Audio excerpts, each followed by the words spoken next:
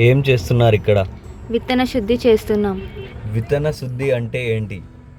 విత్తనాలు విత్తుకునే ముందు వాటిపై ఉండే లేదా వాటి ద్వారా వ్యాపించే రోగాలు, శిలీంధ్రాలు, పురుగులు నివారించడానికి జీవన లేదా రసాయన పదార్థాలతో చేసే ప్రక్రియని విత్తన శుద్ధి అంటారు.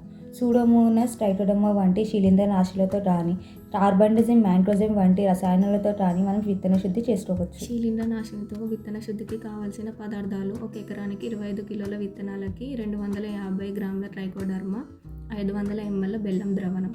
అదే రసాయనాలతో విత్తన శుద్ధికి కావలసిన పదార్థాలు: 1 ఎకరానికి 25 కిలోల విత్తనాలకి 70 గ్రాముల కార్బండిజం, 700 ml నీరు. శిలీంద్రనాశినితో విత్తన శుద్ధి చేయు ప్రక్రియ: ముందుగా బెల్లం ద్రవణాన్ని తయారు చేసుకోవాలి. తయారు చేసుకున్న బెల్లం ద్రవణాన్ని 1 kg విత్తనాలకు పట్టించుకోవాలి.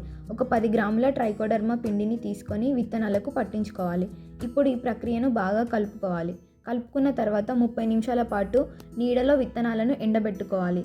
ఎండబెట్టుకున్న విత్తనాలను పొలంలో అదే రోజు విత్తుకోవాలి. దీనివల్ల లాభాలేంటి? విత్తన శుద్ధి చేసుకోవడం వల్ల ఎండుకుళ్ళు తెగులు, వేరుకుళ్ళు తెగులు తగ్గుతాయి. అలాగే కాండం తొలుచు పురుగు, వేర్లు తొలుచు పురుగు, రసం పీల్చే పురుగులను నియంత్రించవచ్చు. అదే కాకుండా ఈ విత్తన కుళ్ళు తగ్గుతుంది. మొలకలు సమానంగా వస్తాయి. వేర్లు బలంగా పెరుగుతాయి. నేల ద్వారా వచ్చే రోగాలు తగ్గుతాయి. రసాయన మందుల అవసరం తగ్గుతుంది. పంట దిగుబడి పెరుగుతుంది.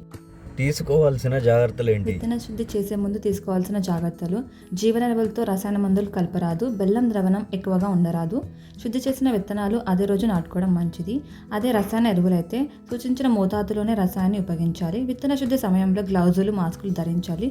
శుద్ధి చేసిన విత్తనాలు పిల్లలకు, పశువులకు దూరంగా ఉంచాలి.